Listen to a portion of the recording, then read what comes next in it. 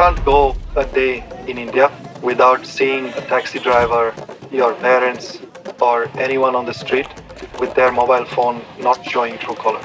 It's just everywhere. It's become a household name. People say, oh, just Truecaller it when they're looking for a number. How did your first office actually look? Well, we didn't have a lot of money to spend on tables and so forth. And also we didn't have a lot of space because it was Nami's one-room apartment. This is definitely not my laptop. That laptop was built like a tank. Nami and I first met at university in 2003 in the auditorium. And I saw Nami from distance. He was sort of the only immigrant in the room. But I also saw that he had a smartphone, a QTech 7070, which was very rare back then. So I walked up to him and said, hey, you have the new QTech phone. And he was a bit, I don't know, not shy, but not super chatty. And was like, yeah, this is my phone. I don't know, maybe you thought I would rob you. We moved to Sweden and Vallentuna in '87. That was our window. Me and my brothers, we shared a room. Both my father and my mother worked really hard, trying to kind of keep us afloat. So I was born in Sweden, and we spent the first couple of months at the refugee camp. When I was around 1, we moved to this particular place called Bergvägen. This was a fantastic place to grow up in. It wasn't until I started the 7th grade that we moved a bit further away down here. 80% of people who lived here were immigrants, while in that neighborhood, we were the only immigrant family. That neighborhood used to have a crayfish party every summer. The whole neighborhood would gather and they would put the chairs and tables, and everyone got an invite except for our family. And that's when you feel like you're an outsider in a neighborhood. My whole life, I always felt and I always heard from home that you need to work harder and you need to prove yourself. It became a super strength that I wasn't aware of as a kid. We started thinking about working together already back at university. We had just finished our first project, and during that period of time, I was also working at a place where I had a boss I didn't really like. So then we came up with the idea of building a website where you can rate your employer. Instead of them doing a check on you, you should do a check on them as well. We used to get a lot of complaints from businesses saying, hey, please remove us. And we were a bit stubborn because we said it's people's right to know what other people think about your company. And if they're not doing a great job treating their employees, then people should know that.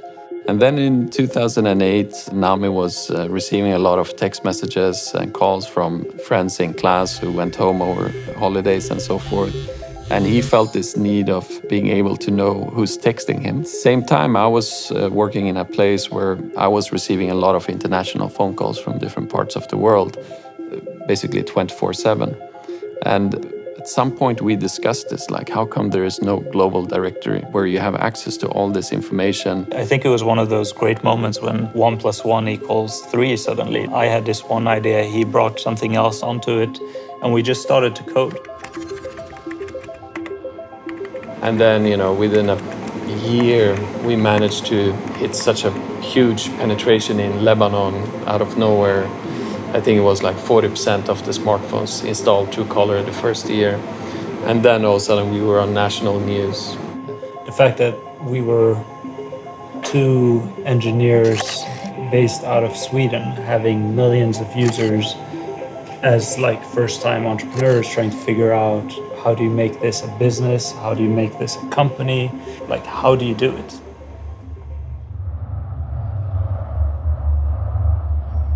We were almost all out. We had around 100,000 crowns left in the bank. We had tried everything to raise money from different investors. At this point of time, we had around 10 employees that needed a salary the next month. But out of nowhere, we got a call from US billionaire Jerry Murdoch. Why don't you come meet me in Aspen?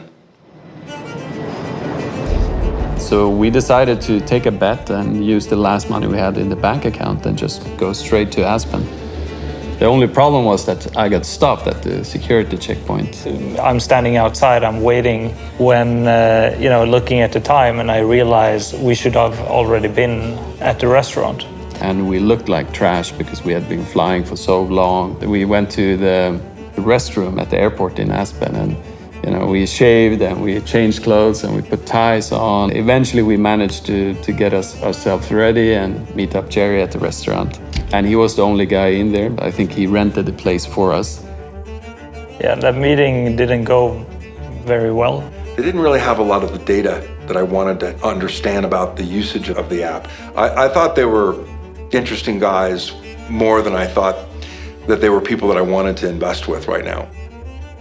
It turned out that, we left this place saying goodbye, and we never asked him for any investment in the company. And I guess we were just embarrassed and ashamed that we didn't deserve it in some way.